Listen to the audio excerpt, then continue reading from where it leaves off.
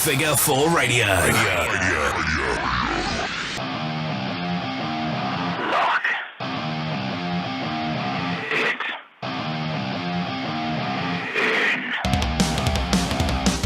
Lock it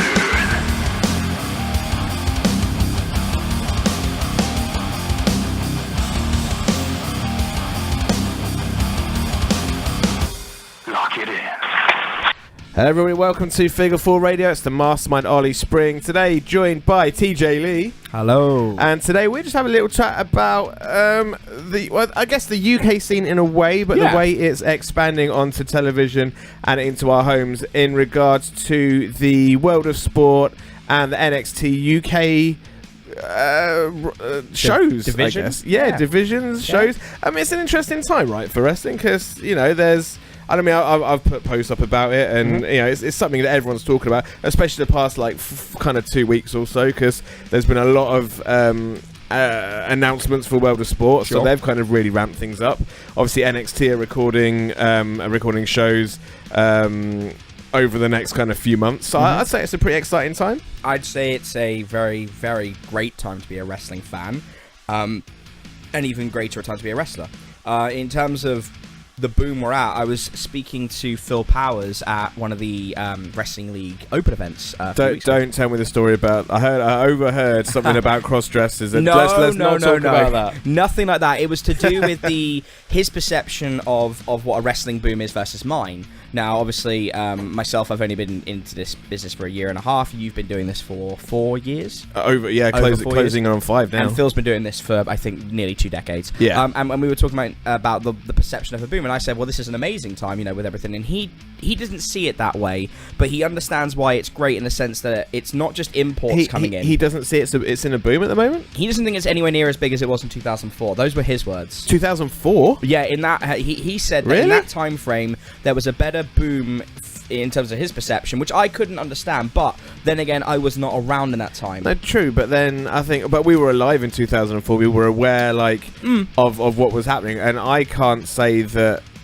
Obviously, I had no perception of it, so therefore, in my mind, it wasn't a boom. And in fact, under most people's, I mean, that was when. I may be wrong in thinking this, but I think that was kind of around the time where people like Styx, Rockstar Spud. There's a name that Styx uses for them, and I can't. It was the venue that they put on shows, and they called themselves the something 6, I think it was, something like that. And they seemed like they were on every card, it seemed, in a 100-mile radius. And I think it was around then that it was starting to pick up. People like Jody Fleisch and Johnny Storm. Yeah, absolutely. It's weird. I mean, Phil may be looking at it. I mean, he's been doing this a long time, so I trust his judgment. But he may be looking at it through like rose-tinted glasses. But when I couldn't agree with him, and I said to him, like, you know, and he's a lovely chap, and I said, like, I don't agree in that respect, because you look at Progress, you look at ICW, you look at 2004. Nobody was putting on a show at Wembley Arena, and no one had connections to WWE like that. There was no in-line town. There was a couple of places you could go, but certainly not to the degree we have now with World of Sport's like level of talent that it's got now. And you know, I looked at the old World of Sport. I've never actually watched it, admittedly. I've seen matches. I've seen clips that used to be on. There was a weird sports channel, and I would basically just used to look for wrestling shows, just any wrestling. And I've seen a bit. It was just bizarre, because it really was like the rules were different. The way that it was basically it was another world. You know, like the referees were the rules were different. Yep. The whole, to me, like, you'd watch it, like, if you show, you know, have you seen South Park, where they do the wrestling episode? Oh yeah. And they go, that's not wrestling. This isn't wrestling. I would get the picture that kids these days would look at classic World of Sport and be like, that's not wrestling. Yes. And then the classic World of Sport guys would look at what NXT's doing now, what World of Sport's doing now, what New Japan's doing now, and be like, that's not wrestling. Like, it's kind of. It's a complete, but then at the same time, you know, you look at music and how it used to be and how it is now, and it really was a different world. But I think World of Sport now, I mean, okay, for starters, did you watch the World of Sport New Year's Day show a couple of years ago? No. Last year. You didn't see it? No. Okay, it was bizarre. You remember things like Gladiators and things like that? Yeah, sure. It was almost as if the person that made Gladiators just made a wrestling show. So they took out the contestants and the actual games, and it was just a fight in a ring. It was very family friendly, and in a way, I think that's a good thing, and that's one thing I'm going to get onto with regards to this kind of debate about looking at NXT UK and World of Sport kind of 2018. Is I think that's definitely going to play into both teams' wheelhouses, because at the same way that I would look at people like Wrestling League and DOA running in similar areas in the same town, I personally, granted, while they're both wrestling, they're completely two completely different styles. So DOA caters a bit more to the families. It's a less of an indie edge, more storyline driven, whereas Wrestling League is very much a spectacle. It's very much the dream matches, the dream booking. You know, like, I would love to see this guy face this guy. Well, fuck it, let's just put it on. I mean, they just put Lance Archer for September. This is it. So which is awesome, by the way. Which is awesome. But at the same time, it's a completely different product. Oh, absolutely. Very different. In the same way that I think NXT UK and World of Sport is going to be two very different products. I don't know about that. And I'll be honest, like, when I look at the talent, I mean, we're very privileged that we have either called matches or seen matches for half of the roster, in some respects, and others. And you know, when you look at, like, you know, all over, I'm very, very lucky in that regard, and that's a credit to how well the scene is doing. But when you look at some of the talent we have, when you look at something like, you know, one of the biggest acts they have is Will Ospreay for World of Sport, and he's a guy that is, you know, and I've said this so many times before, much like Pete Dunne, he is carrying the nation on his back in terms of what he's doing for British wrestling overseas. He's got a very high-flying, sort of risk-taking, death-defying style. When you look at guys like Nathan Cruz and Rampage and Shah Samuels, and even the British Bulldog Jr. and Joe Hendry, they have a very, I would say, traditional wrestling style. They have their own flair of it, but much more traditional. Before we get too deep into this, I think let's just recap for everyone listening at home, in case people haven't seen or heard the announcements. I've had a look down the rosters. World of Sport have got 22 guys and 5 girls.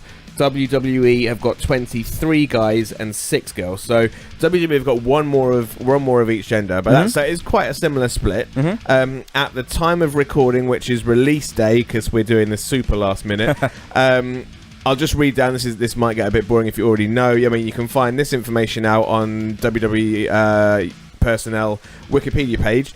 NXT UK, under the male rosters, we've got Amir Jordan, Ashton Smith, Dave Mastiff, Eddie Dennis, Flash Morgan Webster, James Drake, Joe Coffey, Joseph Connors, Kenny Williams, El Ligero, because I refuse to drop the L, Mark Andrews, Mark Coffey, Mike Hitchman, Pete Dunne, Sam Gradwell, Saxon Huxley, Travis Banks, Trent Seven, Tyler Bate, T-Bone, Wolfgang, and Zach Gibson. And then the women, you've got Charlie Morgan, Isla Dawn, Ginny, Killer Kelly, Nina Samuels, and Tony Storm.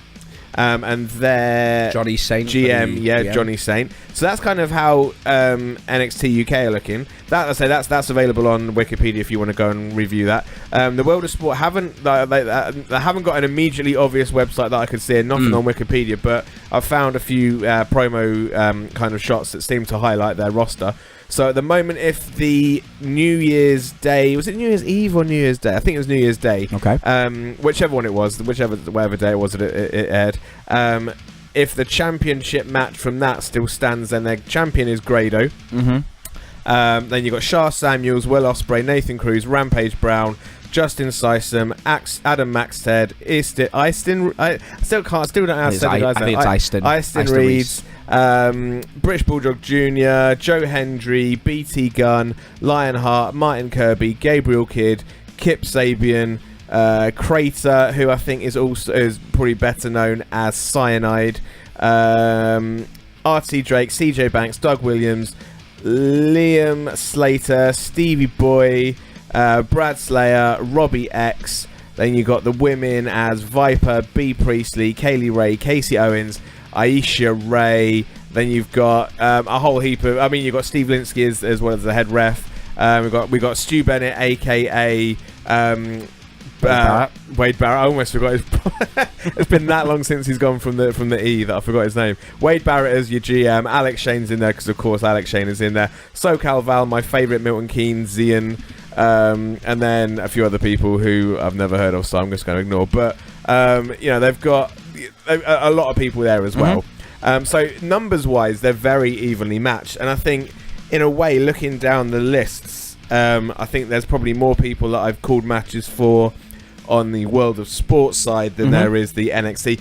But I kind of like the fact that it feels like there's, for me at least, and I guess for the people down south, and this is one thing I think that Alex Cupid was talking about, that there's a very much north-south divide. Anybody north of Birmingham seems to struggle to get booked, and there's like a wealth of people up there that just haven't made it down south. Which is weird when you look at it feels like there's a nice mix of those northern people that I've never heard of in there with the old familiars. Because when we look at NXT's list, so if I just have a very quick look at it, in the north we have I'm going to include Wales in it because it's still farther north than it is the south. Wales is not north. No, it's Wales is west. Well, it's west, but it's still Wales is nowhere near. No. But when we think about booking issues like and whatnot, like I feel that Welsh wrestlers probably have the same issues. Well, yeah, because it's just as far away, but it's out west rather. Okay. But yeah. So we have Amir Jordan, who's in the north. We have Dave Mastiff, who is in the Black Country. We have Eddie Dennis, Flash Morgan Webster, both of which are Welsh. We have Joe Coffey, who is up near Scotland. Joseph Connors is in the north. El Ligero is in the north. Connors is Nottingham, so that's... I want to say that's north. That's Midlands for me. Ligero is in the north. I think Kenny Williams is in the north. Is Ligero in the north? Yes, he is. I thought he was down south. No, I'm pretty sure he lives in the north. Okay. Well, perhaps. Kenny Williams in the north. Mark Andrews, Welsh. Mark Coffey, again, Nottingham. Pete Dunne, Birmingham. Travis Banks, Wolverhampton. Coffey, you mean Scotland, yeah? Beg your pardon. Yeah.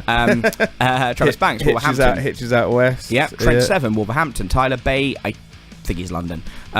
T-Bone, North. Tyler Bates, Black Country. He's the same place as Wolfgang, I don't Scotland. know. Yeah, and Zach Gibson, Liverpool. So majority of their guys, despite all this, they're actually a lot of them are North. Yeah, Leeds. There you go. So El Ligero Leeds. So no, he's from Mexico. He's from Mexico. No, but I believe he resides in the north. But when you look at that, that's 80%. Easily 80% of their roster is in the north. When you look at World of Sport, I mean, I don't know. Again, to be honest, it's a big mix. They've got enough people, but as I say, in a way, I think I'm kind of glad that. I mean, first of all, I guess you look at WWE and WCW's history. They forced the best out of each other. They had to excel, and they had to push themselves to better themselves to provide competition.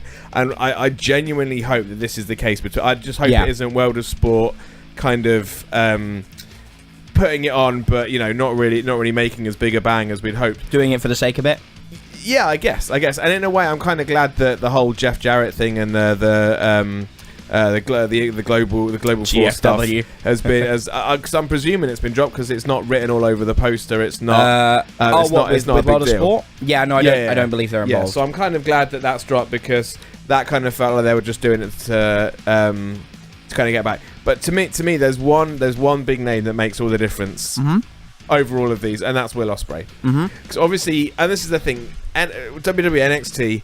Yeah, you've got they're showing on the network, and I think in a way that's all. It's also good that they've got two completely different platforms because I think a lot of people that will watch World of Sport won't have the network, and a lot of people that watch on the network probably won't give a fuck about World of Sport. But I think they should. I think people should give World of Sport a chance because it is going to be very different. It's not going to be the same style.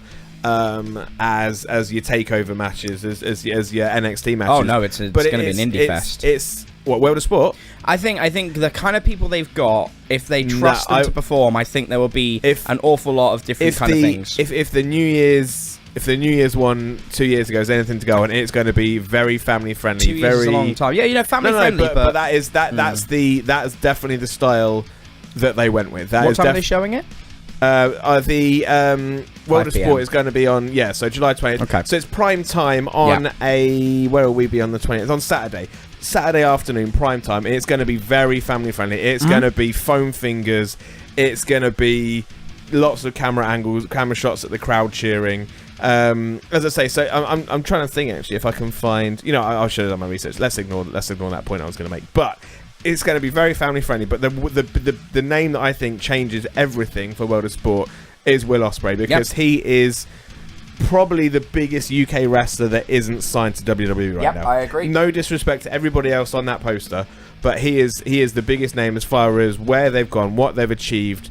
I mean, obviously, David Boy Smith Jr. is also a big deal, but to me, Will Ospreay is. I think to me, David Boy Smith Jr. is an import in a way, because he's kind of grown up in America and he's kind of done most of his stuff in America, now Japan.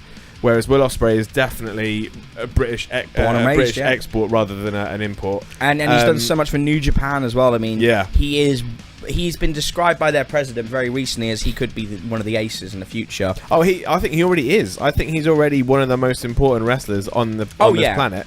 And in a way, part of me, I was kind of surprised when he was announced for World of Sport, mainly because I just kind of presumed that he was, not necessarily presuming he was going to be NXT bound, but I hate to say this, but I kind of feel like he's bigger than it. But maybe he wants to help it grow. I mean, he's a guy that's, and I don't mean to be shitting. If there's anybody that's close to these people that are signed, this isn't me trying to be a dick. I wasn't surprised that. I guess in a way, I'm more surprised with World of Sport than I am with Ospreay, because it's a huge get for them. Yeah. And I think, to be honest, there is a chance that it's him wanting to be on as big a platform as possible and get himself in as many households as possible, without being signed to WWE. And I think right now, the fact that World of Sport is doing what they're doing is kind of it's good, because it means that people that aren't on WWE's radar they've got a second place now. They can now try and get themselves, you know. Absolutely, but I think for Will, he had a history of wanting to grow territories. He's had a history of wanting to give back, and he did that in Australia, did that in New Zealand. And I think for him, he has a lot of opportunities this year. He's got the Wembley show for Progress, which is going to be history-making. And I think for him, he's very happy doing what he's doing. He's got so many opportunities in New Japan. I don't see him going to NXT anytime soon. That company has put so much faith in him, so much trust in him. He's made history there. You know, it's not just them pushing him. He's made actual legitimate history. And I think when I say he's the ace, when I say that, I mean for them that means the next Tanahashi Okada, next heavyweight champion. And I think he's a ways away from that. But for him, he doesn't need NXT. NXT needs him. That's how I look at it. Maybe, but then Ricochet went to NXT, and look how Ricochet wanted it though, because obviously he wanted to go 2 years ago. Lucha Underground had an exclusive contract, no compete clause, until the season had finished airing, which took a year and a half to sort out. He couldn't go anywhere or do anything except New Japan. He was completely restricted. Yeah. So for him, and I think he did Dragon Gate, I think he did PWG, but he couldn't do. Oh, cool. Yeah. He couldn't do what he wanted to do. Yeah. So for him, he was completely stuck. Will never did Lucha Underground. Will is completely free to do what he wants. I think for him, he likes that. At least right now, he's so young. He's 25. He's so young. He has an ungodly amount of time to keep going and do what he's doing, and he's at the top of his level. I don't know how long he can do his style, and I think he doesn't know how long he can do his style, but while he's doing it, he's going to make the most of every opportunity, and right now for him, this is the opportunity. Whereas I believe one of the things I heard a couple years ago when it was to do with the Cruiserweight Classic was that he didn't want to go into it because he didn't want to get lost in the shuffle. He didn't want to just be another guy there. Yeah. Which I completely understand. You had Kota Ibushi in there, you had TJ Perkins. You had so many people there in there that he may very well have been, especially because that was 2 years ago, right when he debuted for New Japan. Now, looking at NXT, looking at the guys we just listed, it's very easy for that to happen again. Even though I completely agree with you that aside from, say, maybe Pete Dunne and Tyler Bate and Travis Banks, he is one of the biggest names in UK wrestling, he would still get lost in that shuffle. Whereas I think in World of Sport, it's such a varied group of people, he has a bigger chance to shine. So I think you're looking at the... Well, I'm hoping in a way that the way that this poster is laid out is kind of almost giving you the divisions, potentially, if they're having divisions at least. So you got the bottom big five, maybe big six, maybe even kind of 7, 8. Shah Samuels, Grado, Will Ospreay, Nathan Cruz, Rampage Brown, Justin Sysum, Erskine Reeds. I know I'm just going to get so many people messaging me going, dude, how the hell do you get it wrong? It's a weird name. I've never seen anybody spell anybody ever. Yeah. Anyway, and then David Boy Smith Jr. So they're kind of like they've got the biggest kind of poster space. They're the larger people. But then again, look at that. Bar Will Ospreay. They're all kind of big, beefy guys. I guess kind of classic WWF in the 1980s, what you'd expect most people to look like as far as they're large people. They're not, the smaller guys. Whereas hell, I mean, even Pete Dunne's not the biggest guy. You know, a lot of the people, apart from Dave Mastiff, and probably the Coffees, I guess, as well. A lot of them are kind of smaller guys. I suppose T-Bone and Wolf. I'm just going down the list as I'm looking now. Actually, there are a few big guys. It's a good mix. But yeah, generally speaking, WWE is focusing on the smaller guys, whereas obviously I think the very obvious focus is on the larger people for World of Sport. I mean, have you looked at a roster picture of the old World of Sport guys? For comparison. Oh yeah, I obviously I know what they used to look like. I mean, Grado is obviously the replacement of Big Daddy. I'm not sure if they'll find. I mean, maybe. So I don't like. I mean, calling him Crater, I don't really get it. It looks like a bit of a shitty generic mask in a way. I'm hoping that because I think that's this guy here, Crater. He was. I remember him from the British Boot Camp season 2 where he was there as Cyanide. Another big guy, but he seemed to do really well. I was kind of gutted that he didn't, get any further. They've also put Robbie X in a mask, which I don't quite get. Yeah, no, I've seen a couple of posts of people asking that as well. I don't understand it. There's part of me that thinks I may have an idea from a TV perspective, but I'm not going to talk about it because I get the feeling I'd be very wrong, and then I'd open myself up to looking like a bit of a tool. But then you got this kind of like back bar of people of, I guess, the smaller names as well, and I guess Doug Williams, excluding Doug Williams. Yeah, excluding Doug Williams, but the smaller names, because obviously for you and me, people like Kip Sabian, huge name because he's everywhere we go. And Martin Kirby. Martin Kirby, big name. Lionheart in Scotland, big name. But I think generally speaking, they don't view the people towards the top. One person in fact, to be honest, two people I'm really, really chuffed for is Kip Sabian and Brad Slayer. Collectively, love the both of them. Special edition. They're coming back to DOA shortly, but can't wait to call more of the matches. I've called plenty of Brad Slayer matches. Top blokes, the both of them, and we've got Kip at Future as well. We have got Kip. It's actually called the Super Bad Edition. True. So it's wonderful. Having I will just say, having Kip around as a performer, watching him as a performer is amazing. His ability to innovate is just unbelievable. I've had the privilege of calling a couple of his matches, as you call more. And one of the things I did was Hope Evolution Drunk Lovers Sinners and Saints last month. He was in the main event against Warren Banks and can't remember who the other one. Carnoir. And there was a moment where it was a table broke, and Kip has done this for enough years now that he turned that into a huge moment, and the crowd just loved it. He, instead of freaking out, he improvised and made it sound better. Just speaking to him about any ideas you may have, or speaking to him about sort of what like observations and feedback he has, which I'm really looking forward to doing in a few weeks. He's just got such an incredible mind for this business, and I couldn't be happier. And Brad, I don't know as well as you do, but when I have spoken to him, he's nothing but class. He's such a lovely guy. They're super nice. Ironically, they're super nice guys. But yeah, I guess to me, I mean, that's the thing for you and me. They are big names because they do so many big things wherever we go, and they're treated as big deals. I'm kind of excited to see, because I mean, I'm guessing that because they're so high up the poster, they're not maybe perceived higher up the country or further afield than the kind of the east where we generally work. I'm kind of hoping that they then kind of show, and I hope this elevates them and really puts them over as the superstars they are. Granted, Doug Williams and Martin Kirby at the top, two legends of the scene. Kaylee Ray should be a bit further down, because Kaylee Ray and Viper are two of the most gifted women, if not the most gifted women. I could probably give you a whole hour's podcast on how much I love Viper, but both of them should really be a different be show for a different time. Yeah, they really should be a bit higher up though, I think, because I mean, Kaylee Ray, I know you weren't there, but I was lucky enough to see her at Eve against Dash, and I've seen Kaylee Ray perform plenty of times. Yeah, she's super talented. Unbelievable. So is Viper, and there's taking nothing away from B Priestley, but just the time that the two girls have put into the scene over the last few years, and the level they've taken it to, I just think they should have been a bit better featured, because I don't like the idea that Kaylee Ray or Viper are not perceived as big deals. But then at the same time, there is a lot of names on this poster, so it's a lot. And I mean, it could have just been the way it was worked. We're just looking at a one-off poster. We look at did we talk about the women on the other side? Let's look at the chicks. Let's compare the women. So in a way, I'm looking at Charlie Morgan, Isla Dawn, Ginny, Killer Kelly, Tony Storm, Nina Samuels. They're all very similar size and shapes. Whereas I think the cool thing with World of Sport is Viper is obviously very different.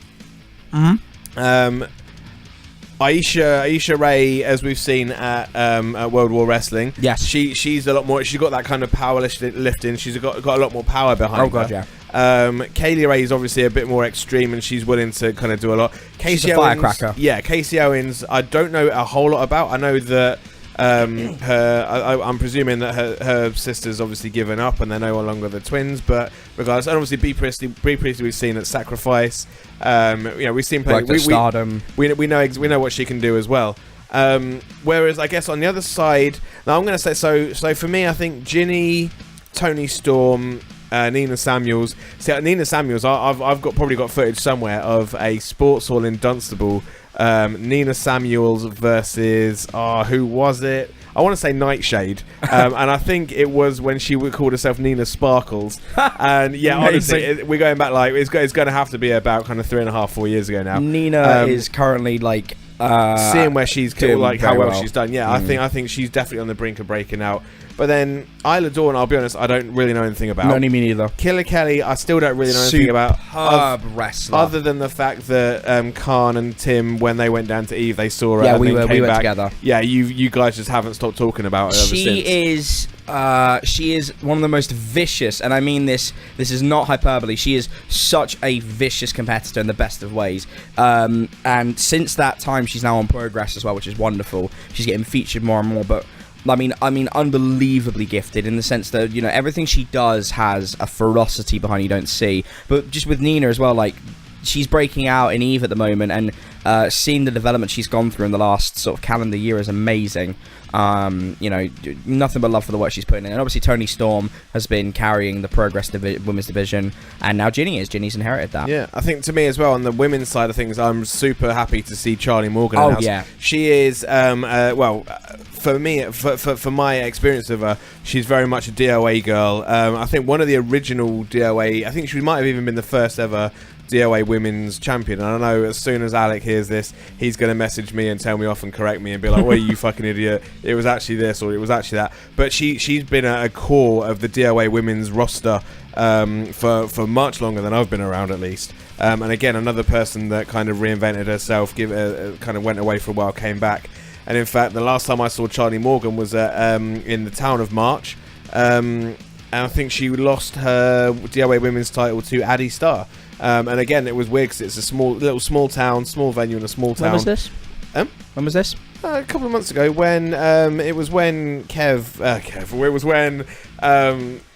Mr. Hyde. I can't even carry on because I don't want to link them up. When Jackie Hyde was attacked by his bigger brother in the Rumble. Nice. Where Ashley Dunn came back and Sly Gregory returned. It was a really good. But again, this is the cool thing with DOA is they kind of run these smaller towns. Like whenever I say March in Cambridge, like they're like, where? No one's ever heard of it. But they put on these shows in these towns, and the shows are so damn good that the people in these towns almost don't even realise how quality the cards are, that the cards that they're getting are. And it really kind of makes the trips out to these towns well worth it, because you're going to see something special, like Charlie Morgan, who's now rocking up at WWE NXT UK. So to me, it's I'm just looking at it, and I'm just so excited to see that. I really hope the world of sport. I mean, I'm not expecting them to do the indie stuff. It is going to be a very family friendly. There's going to be lots of school kids in the audiences, I'm sure. Lots of foam fingers, potentially a few signs if the kids really get into it. I just can't wait to see where they go, to be honest. It's going to be really interesting. And when we say about divisions, I do think that World of Sport, if they are smart, they will do some degree of divisions. So obviously NXT UK have announced they're going to do a UK tag team championship and a UK women's championship, which I think is cool. I don't think World of Sport have announced an awful lot other than the roster, because that's kind of been the big thing, and I guess we're going to hear more about that with Grado being the champion. I'm presuming that's going to carry on. Who knows? Because they could just do a reset. It's been that long that they could very just be like, yeah, we're going to start it over again. I'm just going to try and find a quick New Year's Eve show. I'm doing my research on the podcast. Horribly unprofessional. Let's have a look and see. Yeah, it was New Year's 2016, by the way. So 16, 17. I remember I was watching it. Yeah, it was, as I say, it was weird. I mean, as you say, you haven't seen it. I would dig out if you can, or find a way to watch it if you can, because I don't think it's a style that you're going to enjoy. Well, not enjoy. That's the word. I'm going to watch it just because there's people a style we know you're on a it. fan of, maybe potentially. Well, I think it's important to support, you know, any of your friends that are on there, any of your colleagues, and people that you admire or you don't know on there. But one of the things, just brief, this is actually going to say this like next time I was on the podcast anyway. One thing that really, as a performer, as a commentator, and as a fan, you know, that really irks me is when I see people, and I won't name names or name places, but people who only go to the biggest shows, they only go to the biggest indie shows, and they don't go to the small ones like the DOAs, and yet they complain about seeing the same matches, seeing the same things. Like, it's like, what annoys me is that these people claim to be massively into the scene, and they only want to see the stars now. They don't want to see the stars as they're coming in. You know, imagine how many people saw Curtis Chapman for the first time 2-3 years ago, and now they're seeing the sheer skill this young man has. Or Kip Sabian, like 5 years ago.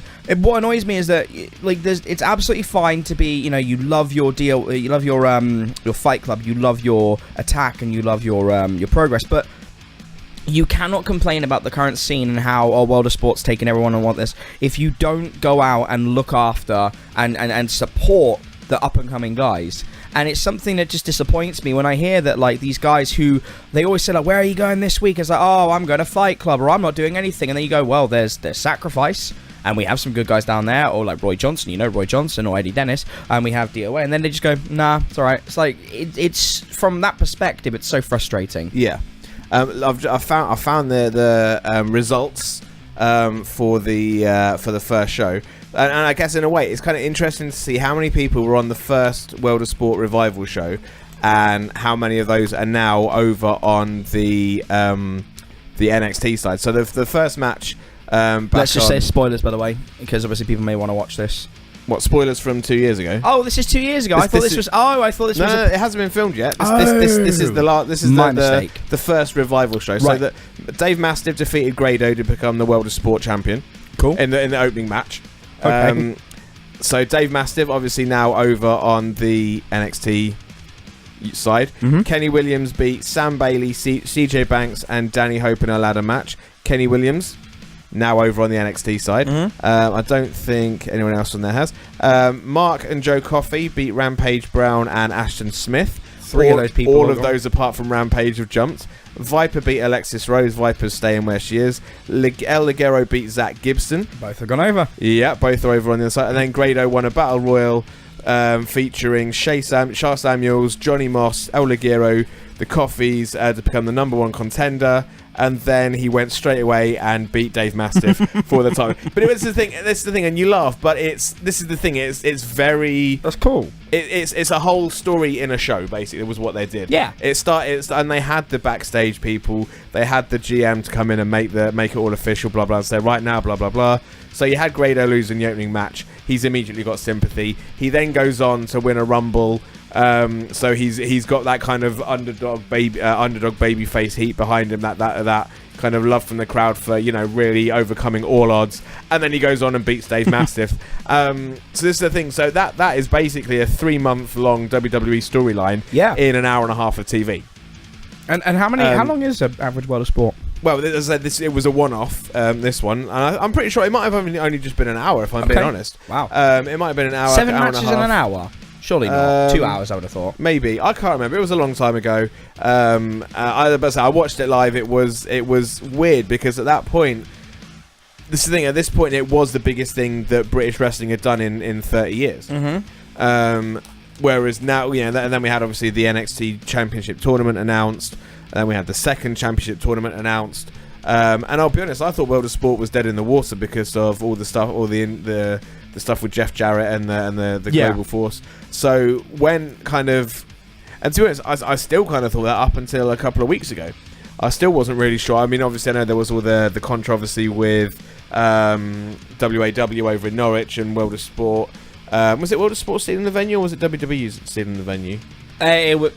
Someone, I can't remember who it was. Someone stole the venue. If I'm going to guess, I think it'd be World of Sport, because WW has very territory based, and they do not like encroaching territory. So I can't remember who it was. My assumption is that. Okay. Purely because of the way WWE operates in business. But I don't know. I'm not going to say for confirm. I'm just guessing. Yeah. I can't for the life of me remember it, but I know that the Knights went on kind of record and were quite angry at the fact that their studio was being moved in on. I do remember that, yeah. Yeah, I just can't for the life remember which way around it was, but still. And again, I'm sure people will be messaging me going, "Ollie, come on, you should know this, blah blah blah." But yeah, I think it's going to be two very different shows. Part of me is a little bit gutted that NXT UK are running the same town as DOA.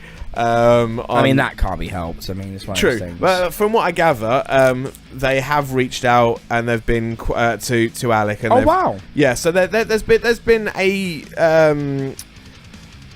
been some communication between the two because they acknowledge the fact they're running the town at the same time. Nice one, Alec. I don't know what's been said, but I don't think he's angry about it. Let's put it that way. I mean, if they've reached out as well, that's a connection he's made. I don't think. I don't think it'll be too mixed. But there's no beef there. Whereas I can't remember. I'd say whichever way around it went with the Knights and with WWE. It's a different there world. There was a lot of beef. That's a different world because the Knights do feel that they have carried the scene on their backs before a lot of other promotions, and they do feel that way, and they do feel that it's territory based. And if they run those shows, which to be fair, that's not just them. There are some other traditional promoters that do genuinely feel that if they run a territory, run an area, they shouldn't be sharing it. And that's not for me to talk about or to judge, but that's certainly how it came across when I read the studio posts that Roy and the rest of the Knights put up. Yeah. But I mean, you can go dig through the Figure 4 archives and listen to our chat about promotions and is the scene oversaturated, blah blah blah. That's somewhere in the archives. It's another chat for another day. But yeah, I think personally it's really positive. I'm really glad that World of Sport are pushing it out. Because I wasn't even aware that it was still really a viable thing, but they're obviously they've got it planned, and it's kind of almost come out of nowhere. In between the WWE announcement from the tournament and the first lot of shows, World of Sport have really pulled their fingers out and started pulling the trigger, and I think that's brilliant. I think that shows that there is going to be a level of drive to at least try and be competition for the big machine. And at the same time, which is a wonderful thing. Yeah, and I think at the same time, the NXT roster, the fact that they're not filling it with people that don't need to be there, like Jack Gallagher, because obviously he's so ingrained in the 205 scene, and he's been at Mania, I think. Did he have a Mania match? Was he part of the Rumble or something? So he's been there. So he's obviously done big things. He's not needed. This kind of feels like, I guess, everybody on the scene is getting a shot to show what they can do. Do you know there's one name missing that I'm not surprised there because of contract issues, but there's one name missing that I really would have loved to see. I think I might know who you're going to say. Are you going to say Ridgeway? No. Are you going to Ridgeway will get there.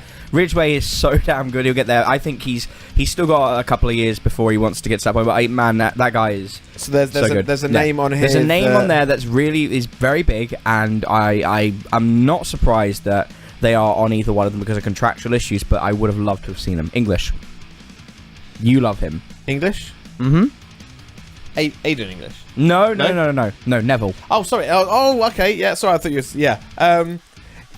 But see, I mean, to be honest, I don't know what... Ever since Neville's gone, I don't... Because he hasn't wrestled, has he? He can't. He's not allowed to wrestle. His contract... He's literally sitting out his contract. And I don't know how long it is, but that is literally what's happening. He, took his ball and went home for various reasons. I know one of the reasons was that the old 205 Live was a bit of a joke, and the new 205 Live they're doing now, which has been really pushed hard by Triple H and a lot of the background. Now the 2018 iteration is apparently very well received, but obviously because of things like Amore, and because of the way he was not happy with his contract, they have literally frozen it or until the release is agreed upon. Yeah, and we're reading that right now. Yeah. But that was back in January. Yeah, so he's still, but he walked out in November. No, he didn't. He walked out in October. So he's not wrestled for nearly a year. He's not allowed to. So what I would have loved is that if they came to an agreement and he went back to NXT, because bear in mind, he was an NXT champion when it was still a small promotion. In fact, the first NXT show I ever watched was 2003 2013, 2014, yeah, 2014, and I remember it and it was so cool, and seeing him carry that belt for nearly a year, that was when I started, and now it's something different. But to see him in NXT UK, if he came to an agreement with WWE, or if he got released and went to World of Sport or Progress, because the scene has changed so much since he left, and I genuinely feel he could dominate. Would he be too big for either brand? No, I don't. I think if you can have Finn Balor, and then you can have Cassius Ohno on your on Progress, he can do fine. And that was like a one-off, and it was deemed as but it was a very still huge. big thing. Yeah, but that's what I'm saying. I think right now we're in a place where we can have anyone come back and do what we do. I mean, let's be honest, Bad News Barrett. Bad News Barrett is the GM of that. Yeah, but he was like. He was featured heavily. He's an intercontinental champion. Yeah, he was, true. Actually, yeah, true. So true. To me, I don't think it matters about the truly big names. And when I say that, I mean like those top tier, like, you know, Seth Rollins and even Drew McIntyre now I think would be too big. But think people like Neville, because of the way he was underutilized on the main roster when he was there. I think his final run. I don't think he was underutilized. I think he was used perfectly, and I think the thing that pissed him off was that they went. You know, I think was the fact that Enzo Amore was getting the push getting pushed when he maybe didn't deserve it after his backstage stuff. But he also got bumped down in a way to 205 Live. I mean, at the time, as I said, I cannot stress enough, the new 205 iteration this year has been fantastic, but bear in mind, I'm a cruiserweight mark. I love the CWC. It's one of my favourite things. I'm actually going to rewatch it soon. And I was so, like a lot of people, so excited to see the show, and the show did not live up to expectations. It was so bad. Well, the Cruiserweight Classic? No. The 205 Live afterwards. Oh, okay. It was so bad. It was filler. From what I gather, it went from Triple H to back to it went to Vince, so. and he had no. Obviously, Vince is not the biggest fan of cruiserweights or small men. He's obviously changed, but he's always landed the big men. Yeah. So now it's gone back there, and I think if Neville was there now, it'd be different. But because of the way it was, he did get taken down from the main roster to go and do that, and was then seen as a slightly bigger man in a smaller pond, both figuratively and literally. And I think for him to come back now, he could go into NXT UK and immediately you could put him against Mark Andrews, and it would be incredible. Or you could take him and put him in World of Sport against Will Ospreay. It'd be incredible.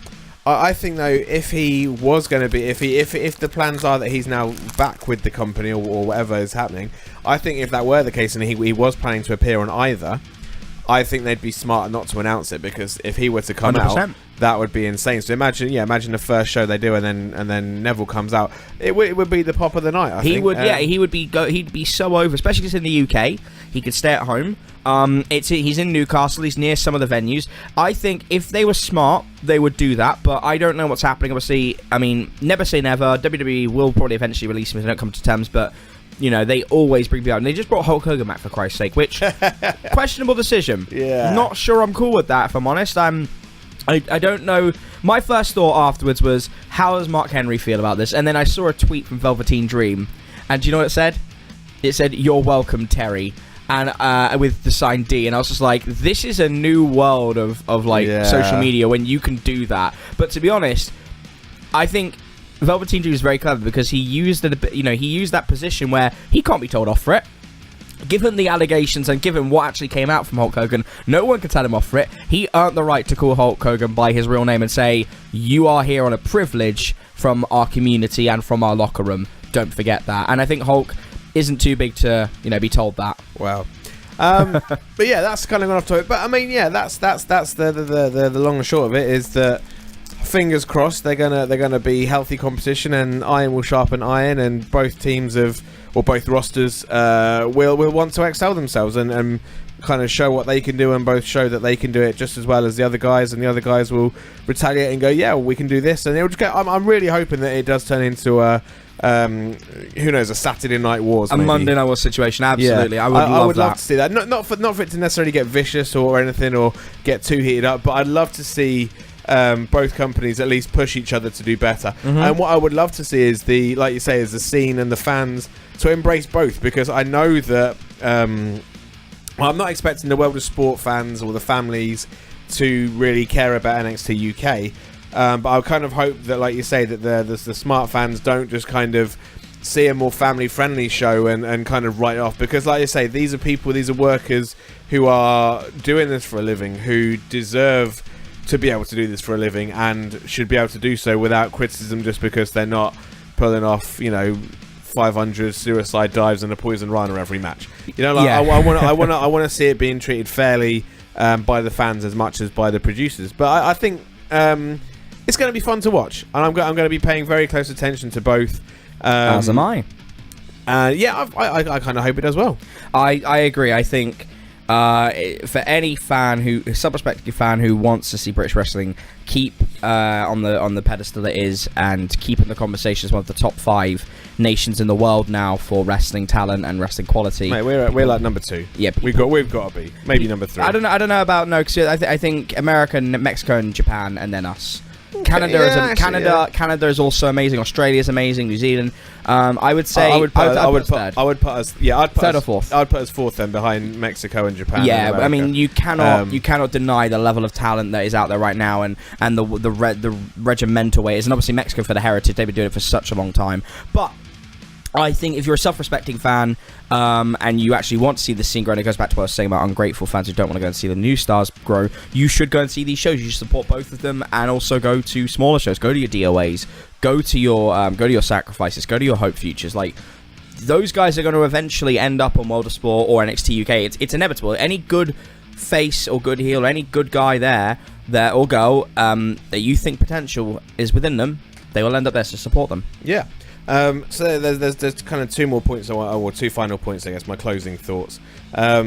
Firstly, I put a post out a little while ago when people were saying about how the scene is now getting sucked dry, so all these people are getting signed up to contracts and they're unable to do certain things because they're contractually obliged not to, for example, like Eddie Dennis being switched to tag matches to protect his injury, make sure he doesn't get injured before the NXT. A lot of people saying that the scene is getting kind of sucked dry, so there's nobody left now. But I think completely for starters, incorrect. That is the biggest you could not be more wrong. But at the same time, it's leaving so much opportunity for people to step up, and the people that you look at people that wanted to go into Progress or wanting to get onto Fight Club. They want to get onto these things, but it's full of all these people that are already killing it, so there's no space. But now there is space for people to step up, grab the. I mean, I guess if we can ignore the fact that if we say that World of Sport and NXT UK are no longer indies, if people step up to these other indie promotions, grab it by the balls and show what they can do, demand people's attention, demand their respect, then, as I say, I see it like almost like a conveyor belt. There is now a gap on the conveyor belt, and anybody can step up to it. They just have to be good enough, want it enough, and prove that they want all those things, and it will happen. Yeah. I'm kind of excited to see who steps up, because there's a lot of people that have kind of. I kind of look at Amir Jordan, and I saw him for the first time at IPW. Was it last week or the week before? Either way, he was a guy that I'd never heard of, and then I think Hustle Malone either had a match with him or was on a show with him, and he was saying, "Guys, this guy he just fantastic. Exploded out of nowhere." He's done this for 2.5 years. Yeah. It's insane. And hearing the reaction he got down here in Milton Keynes last week was insane. And so this is the thing. So he's kind of shot out of nowhere. And now that I said, there's going to be room for other people to step up into these places. And I kind of can't wait to see who it is. I want these new stars to be made, because when these people kind of move on or get too big, or like the NXT UK guys move up to the main roster, for example, there's going to be spaces, and I can't wait to see what happens with them. My last point is as well, as I say, I know that we obviously talk a lot about the guys we already know, the guys that we've seen.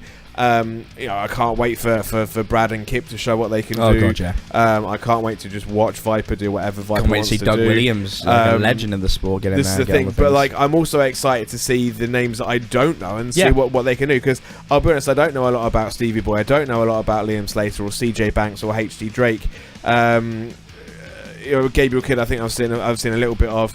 I'm looking forward to seeing who grabs my attention, because there's a few names as well on the NXT UK side that I don't know an awful lot about, and I can't wait to see who shows me that I should have been paying attention to them for ages by now. So I'm kind of looking forward to being surprised and seeing who steps up that's already in these spots, because it's easy for me to talk about how good Will Ospreay is. It's easy for me to talk about the likes of Kip Sabian and Brad Slayer, because I see them week in, week out doing their thing.